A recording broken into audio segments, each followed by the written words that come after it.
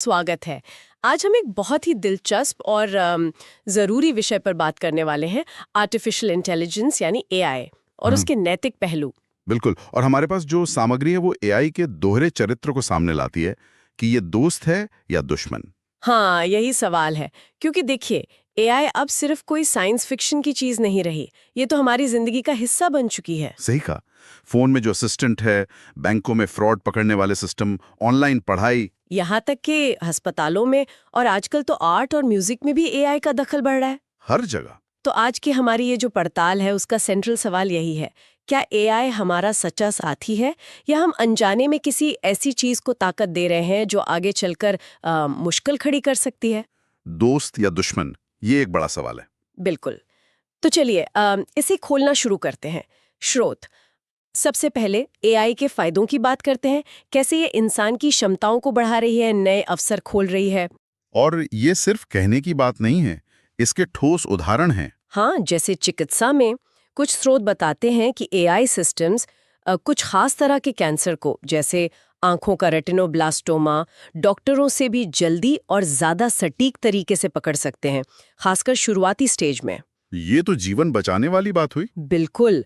और फिर कृषि को देखिए, सामग्री बताती है कि एआई किसानों को सिर्फ मौसम का हाल नहीं बता रहे, हाँ, बल्कि मिट्टी की जांच, पानी कितना चाहिए, कीटों का हमला कब हो सकता है, ये सब बताकर बेहतर फसल उगाने में मदद कर रही है। जिससे उपज भी बढ़ रही है और पानी जैसे संसाधनों की बचत भी हो रही है। बिल्कुल सही। और शिक्षा में भी तो इसका असर दिख रहा है, जहां एक टीचर को क्लास में कई बच्चों पर ध्यान देना होता है। मुश्किल होता है वो। हाँ, वहीं एआई वाले लर्निंग प्लेटफॉर्म हर बच्चे की जरूरत, उसकी स्पीड के हिसाब से उसे अलग से पढ़ा सकते हैं। मतलब पर्सनलाइज्ड लर्निंग। जो बच्चा पीछे है उसे ज्यादा मदद, जो तेज है उसे आगे की चुनौती। बिल्कुल। तो मोटे तौर पर स्रोत यही कहते हैं कि एआई ने मुश्किल कामों को आसान बनाया है, जानकारी सब तक पहुंचाई है और हमारी प्रोडक्टिविटी भी बढ़ाई है। इसमें कोई शक नहीं कि इसने जीवन को कई मायनों में आसान और बेहतर बनाया है। हाँ। लेकिन कहानी का दूसरा पहलू भी है, जो उतना ही महत्वपूर्ण है, और स्रोत इस पर भी काफी जोर देते हैं। हाँ, बताइए। जब यही तकनीक बिना सोचे समझे, या कहें कि बिना सही नियंत्रण के इस्तेमाल होती है, तो ये डरावनी भी हो सकती है। जैसे कि? सबसे बड़ी चिंता जो उभर कर आती है वो है नौकरियों का जाना, ऑटोमेशन। हाँ, ये तो हमेशा से डर रहा है। पर अब ये सिर्फ हाथ के काम या दोहराव वाले काम तक सीमित नहीं है। सामग्री इशारा करती है कि एआई अब वो काम भी कर सकती है जिनके लिए दिमागी मेहनत लगती थी। Data analysis, customer service. यहाँ तक कि कुछ हद तक लिखना या ट्रांसलेशन भी। हाँ, बिल्कुल। ये लाखों लोगों की रोजी रोटी पर सीधा असर डाल सकता है। ये एक बहुत बहुत बड़ी सामाजिक चुनौती है। ये वाकई गंभीर है। और ये सिर्फ नौकरियों की बात नहीं है, है ना? और भी खतरे हैं। बिल्कुल।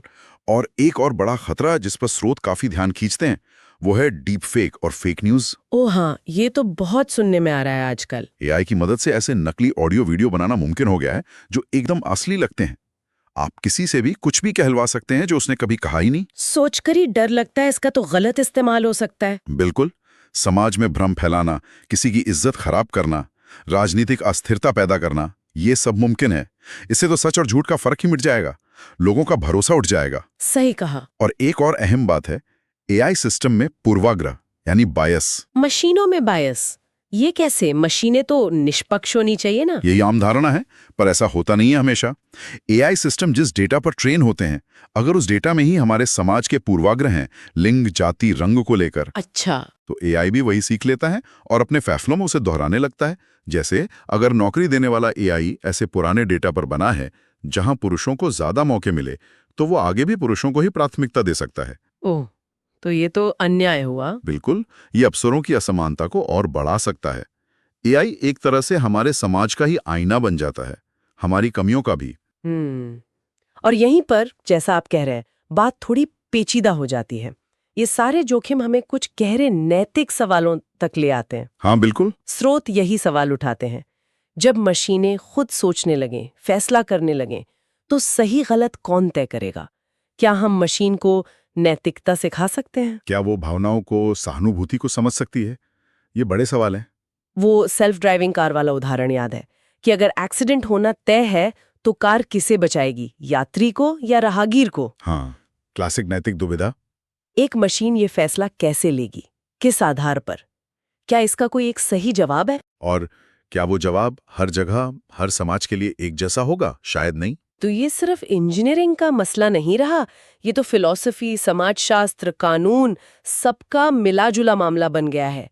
मानवीय मूल्यों की चुनौती है ये। आपने बिल्कुल सही नस पकड़ी है। और इन सवालों का वजन अब दुनिया महसूस कर रही है। अच्छी बात यह है, जैसा स्रोत बताते हैं, कि लोग अब इन चुनौतियों से निपटने की कोशिश कर रहे हैं। अच्छा, क्या हो रहा है इस दिशा में? देखिए, ये कोशिशें सिर्फ कुछ कंपनियों या इंजीनियरों तक सीमित नहीं हैं। सरकारें नियम बना रही हैं, गाइडलाइंस तैयार कर रही हैं, अच्छा, यूनिवर्सिटीज में रिसर्च हो रही है, सामाजिक संगठन बहस कर रहे हैं, आम लोग भी जागरूक हो रहे हैं।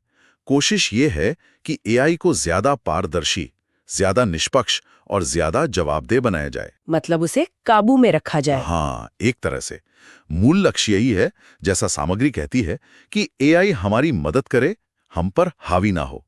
वो हमारे मूल्यों के साथ मिलकर काम करे। लेकिन ये संतुलन बनाना आसान नहीं होगा। बिल्कुल नहीं। इनोवेशन भी चाहिए और नैतिक सीमाएं भी। ये एक लगातार चलने वाली प्रक्रिया होगी। जैसे जैसे एआई विकसित होगा, नए सवाल आएंगे और हमें नए जवाब खोजने होंगे। ये संतुलन वाली बात बहुत जरूरी है। और स्रोत इसके लिए कुछ सिद्धांत भी सुझाते हैं। नैतिक एआई बनाने के लिए कुछ बुनियादी नियम। हाँ, कुछ गाइडिंग प्रिंसिपल्स। पहला है पारदर्शिता, यानी ट्रांसपेरेंसी।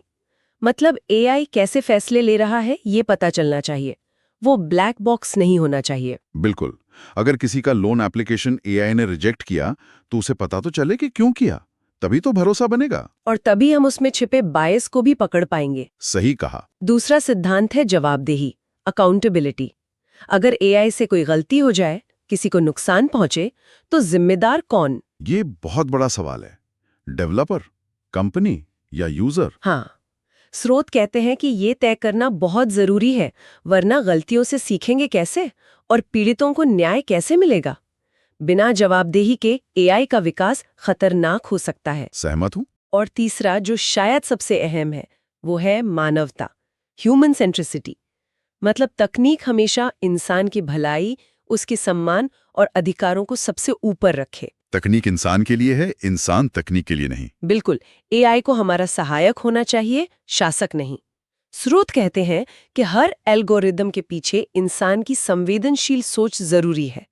मशीन को मानवीय मूल्यों का आदर करना सीखना होगा। ये तीनों सिद्धांत, पारदर्शिता, जवाबदेही और मानवता, नैतिक एआई की बुनियाद हैं। हाँ। और अगर हम इन सबको मिलाकर बड़ी तस्वीर देखें, तो स्रोत एक बहुत ही मौलिक बात कहते हैं। क्या? कि तकनीक अपने आप में न अच्छी होती है, न बुरी। ये तो इस पर निर्भर करता है कि हम इंसान उसका इस्तेमाल कैसे करते हैं। हमारी नीयत क्या है, हमारे मूल्य क्या हैं। मतलब एआई कोई भारी चीज नहीं है? नहीं, वो हमारे समाज का, हमारी सोच का, हमारी प्राथमिकताओं का ही विस्तार है। इसीलिए स्रोत उसे एक आईना या प्रतिबिंब कहते हैं। आईना? कैसे? वो हमारे अच्छे बुरे दोनों तरह के फैसलों, हमारी नीयत और हाँ, हमारे पूर्वाग्रहों को भी दिखाता है। अगर हम एक अच्छा न्यायपूर्ण समाज चाहते हैं, तो हमें वैसा ही एआई बनाना होगा। और अगर हम लालच या कंट्रोल के लिए इसका इस्तेमाल करेंगे, तो ये उन्हीं चीजों को और बढ़ाएगा। चुनाव हमारा है।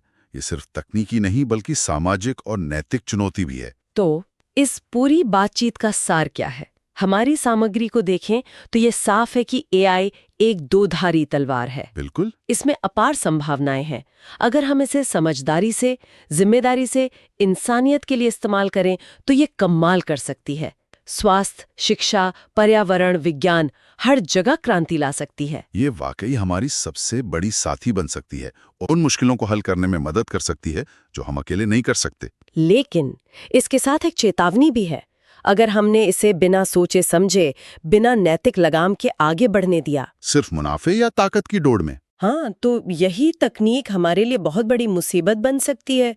नौकरियां जाएंगी, समाज में अविश्वास बढ़ेगा, असमानता बढ़ेगी। और यहाँ तक कि ऑटोनोमस हथियार जैसे खतरे भी हैं, जो हमारे अस्तित्व के लिए ही संकट बन सकते हैं। तो अगर इसे कंट्रोल नहीं किया, तो ये हमारे भविष्य की सबसे बड़ी चुनौती बन सकती है। बिल्कुल सही।